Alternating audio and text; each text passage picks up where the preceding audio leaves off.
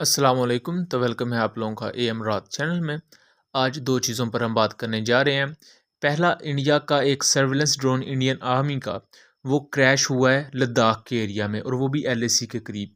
उस पर media reports भी उस इलाके की मौजूद हैं जिसको मैंने वीडियो में इंक्लूड किया है।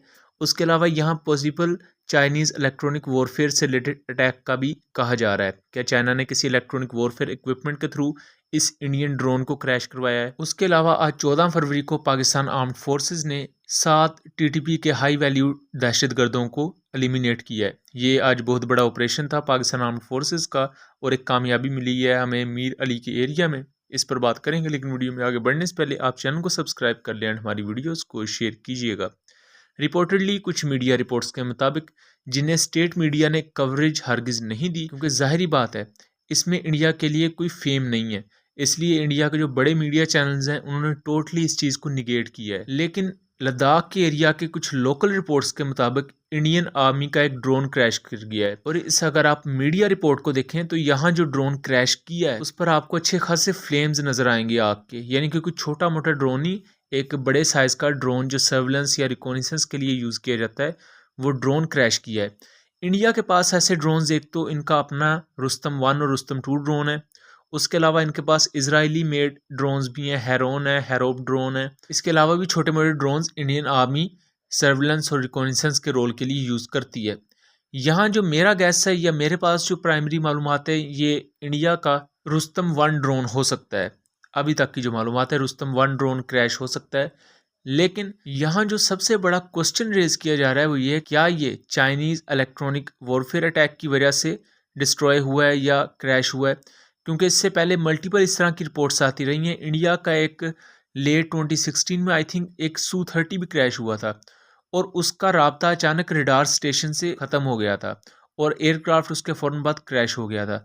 और ये वाक़या हुआ था अरुणाचल प्रदेश के एरिया में, जहाँ एलएसी लगती है साथ। जबकि वेस्टर्न साइड पर लद्दाख का एरिया आता है, यहाँ भी एलएसी का ये एरिया है जो चाइना के साथ इनका लगता है इंडिया का। तब उसके बारे में भी यही कुछ अनकन्फर्म्ड रिपोर्ट्स थी कि चाइना ने अपने इलेक्ट्रॉनिक वॉरफेयर इक्विपमेंट्स को टेस्ट किया है। जबकि इससे पहले लेट 2022 में खुद इंडियन सोर्सेज ने ये रिपोर्ट किया था कि चाइना ने एंटी ड्रोन वॉरफेयर से रिलेटेड और इलेक्ट्रॉनिक वॉरफेयर इक्विपमेंट्स को एलएसी के क्लोज मुख्तलिफ एरियाज में डिप्लॉय किया है। तो वो डिप्लॉयमेंट किसी खास मकसद के लिए ही की गई थी, क्योंकि इंडिया की तरफ से Su-30 MKI और MiG-29 काफ़ी बड़ी तादाद में उड़ाए जा रहे थे। दूसरी तरफ इंडियन आर्मी के पास जो उनका मेन प्राइमरी सर्विलेंस के लिए चीज़ है वो उनके ड्रोन्स ही हैं, तो उनको भी वो यूज़ करेगा।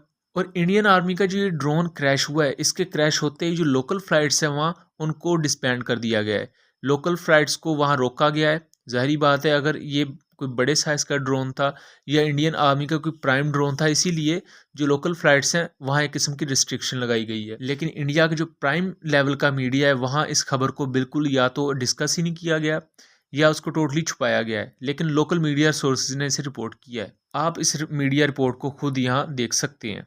पर बता रहे हैं, सिक्योरिटी फोर्सेस का सर्विलेंस ड्रोन गिरकर तबाह हो गया है। मामूल की मशक का हिस्सा ये ड्रोन था और इस दौरान ये ड्रोन गिरकर तबाह हो गया है। फिलहाल लेह हवाई अड्डे से तमाम जो भी सिविलियन परवाजें हैं उनको फिलहाल के लिए रोक दिया गया है। हमारे साथ हमारे नुमाइंदे मौरूफ जुड़ चुके हैं। मौरूफ, इस हवाले से पूरी तफसीलात बताएं।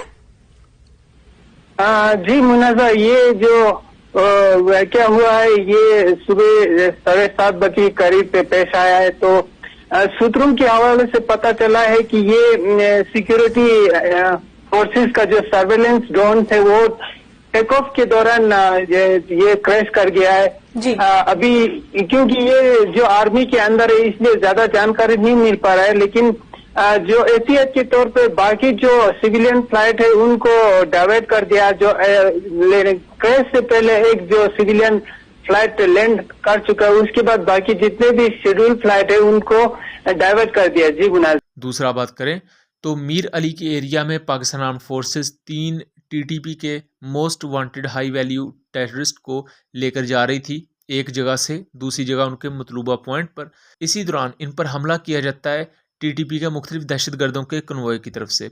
इस पर पाक आर्म्ड फोर्सेस के जो जवान हैं वो इसको रिटेलिएट करते हैं एंड दहशतगर्दों के इस हमले को रिपेल कर देते हैं।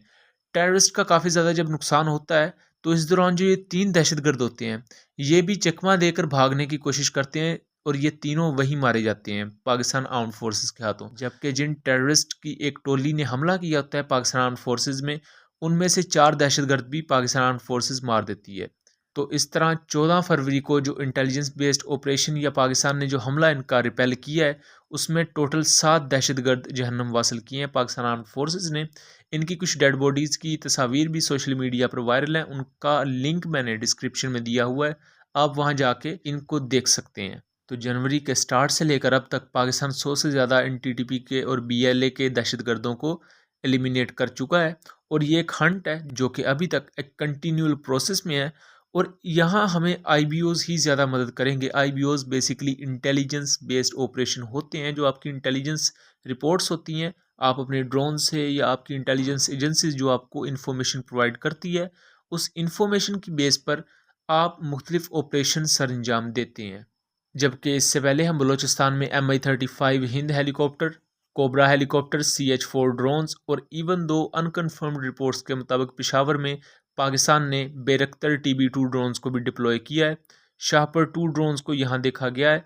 पाकिस्तान अपने मेन प्राइम एसेट्स को यहाँ बेसिकली यूज़ करता है, लेकिन यहाँ हम इनसे अटैक नहीं कर सकते। उसकी रीजंस मैं अपनी पुरानी वीडियोस में भी दे चुका हूँ, क्योंकि बेसिकली इन टेररिस्ट ऑर्गेनाइजेशंस ने जो अपने हाइड आउट्स बनाए होते हैं वो सिविलियन लोगों के घरों के नीचे बेसमेंट्स में बनाए होते हैं। अगर हम इन पर एक एयर अटैक करेंगे तो साथ जो सिविलियन लोग हैं वो बेचारे शहीद हो जाएंगे। उस चीज़ को मद्देनज़र रखते हुए हमें मजबूरन इंटेलिजेंस बेस्ड ऑपरेशन करने पड़ते हैं छोटे पैमाने पर, जबकि हमें अपने एयर एसेट्स को या जो ड्रोन फोर्स है या अटैक हेलीकॉप्टर्स हैं उनको इनके खिलाफ यूज़ करने का मौका नहीं मिलता। ये सबसे बड़ी इस वक्त दिक्कत आ रही है फोर्सेस को।